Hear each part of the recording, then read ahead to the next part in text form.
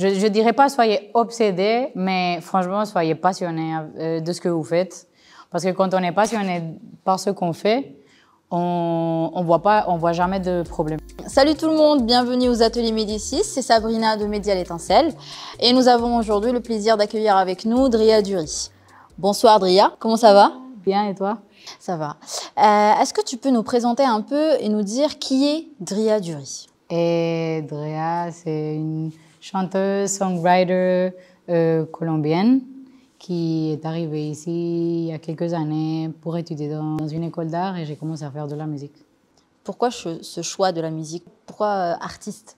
Parce que depuis que je suis petite, j'ai une grosse connexion avec la musique. Dans ma maison, on écoute beaucoup de musique et ça a été toujours une façon pour moi de faire face aux problèmes, de m'échapper, de m'exprimer.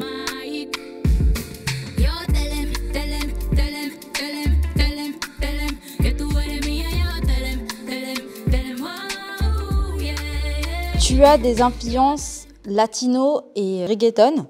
Pourquoi as-tu choisi ce style musical? Latino, c'est très vaste comme genre. Et moi, je fais plutôt du afro R&B. Et il y a quand même ces notes un peu reggaeton parce que disons que c'est une musique qui est très populaire chez moi. Mais j'ai voulu travailler ça à travers mes racines parce que je viens de Cali et c'est la région afro-colombienne de l'Amérique latine. Et voilà, il y a ces influences afro quand même sur le reggaeton et sur le R&B. Qu'est-ce que tu veux nous transmettre par tes chansons?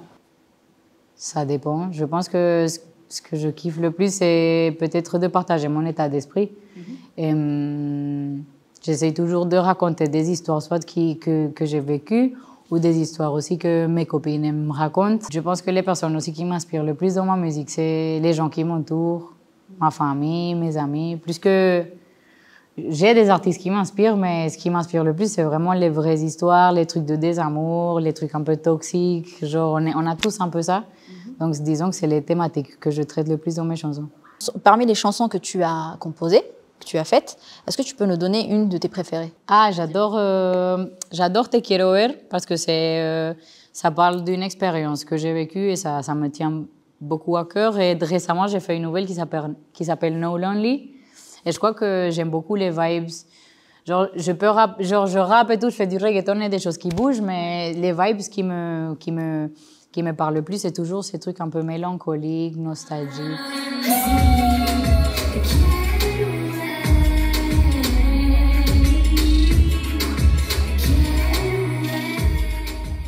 Est-ce que tu as un chanteur avec qui tu aimerais faire un feat? Un chanteur avec ouf, il y en a plein. Je kifferais travailler avec Nati Peluso, j'adorerais. C'est une fille qui fait de la musique aussi en espagnol, qui a une énergie de ouf et que je sens que son énergie et la mienne, elle pourrait ultra matcher. Et il y a quelques sons que j'ai déjà écrits en pensant que je vais faire un feat avec Cisa. As-tu des conseils à donner pour les personnes qui veulent se lancer comme toi et devenir artiste? Je dirais pas soyez obsédés, mais franchement, soyez passionnés de ce que vous faites. Parce que quand on est passionné par ce qu'on fait, on voit jamais de problème. C'est-à-dire, on voit toujours des solutions, on veut toujours, je sais pas, saisir les opportunités. Et je pense que quand tu es passionné, voilà, mentalement, tu es ouvert à faire plein d'expériences et d'efforts pour y arriver. Donc, je pense qu'il faut vraiment être passionné et discipliné. Est-ce que toi, tu as rencontré des difficultés dans tes débuts? Et comment tu les as affrontées? Bien sûr.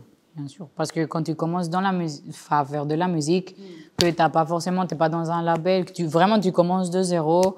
En plus, je suis une fille. Ça nous stresse un peu plus d'aller dans un studio, ou aller dans des endroits où il y a 15 mecs et on est les seuls. Mais je pense que mon envie de vouloir apprendre et découvrir, ça faisait que quand je rentrais là-bas, je me disais, bah, ces gens-là, ils peuvent m'apprendre quelque chose. Et oui, j'ai rencontré des difficultés, bien sûr, beaucoup de fois. Et au départ, les gens, peut-être, il y en a, ils t'écoutent, il y en a, ils t'écoutent moins. Et des fois, tu as des expériences un peu négatives.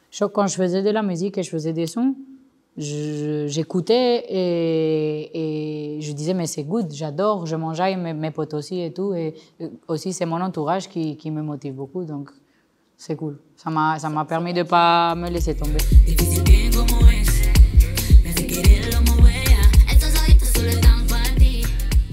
Est-ce que tu ressens le trac quand tu es sur scène? Comment tu fais? C'est quoi ton rituel avant de monter sur scène? Qu'est-ce que tu fais? Franchement, je me repose. Je reste comme ça en silence, je prends du temps, je parle pas beaucoup. Bien sûr, j'ai le trac, c'est un peu la montagne russe avant de monter sur scène, tu es un peu stressé. Mais on aura tous toujours un peu le trac, même si c'est pour parler ou si tu n'as pas ce petit truc-là, c'est que tu n'es peut-être pas, t'es pas vivant, genre tu n'es pas connecté avec la situation. En fait, c'est quelque chose, c'est dans l'artiste, en fait, ça reste. Même avec l'habitude, ça part jamais, quoi. Non, ça va pas partir, on est des humains. Hein. Même plus tu avances, plus tu vas avoir, tu auras toujours un petit peu le trac. Et toi, ça te plaît d'avoir le trac Je pense que ça, comme je te dis, ça te connecte avec le moment. Je pense qu'on a fait le tour de toutes les questions. Merci beaucoup. Est-ce que tu as un dernier mot à nous dire? En tout cas, l'expérience ici aux ateliers Médicis, c'était super sympa et qu'on a pu bien roder le spectacle. C'était vraiment nice. Et merci pour l'invitation, pour l'interview. Je vous en prie.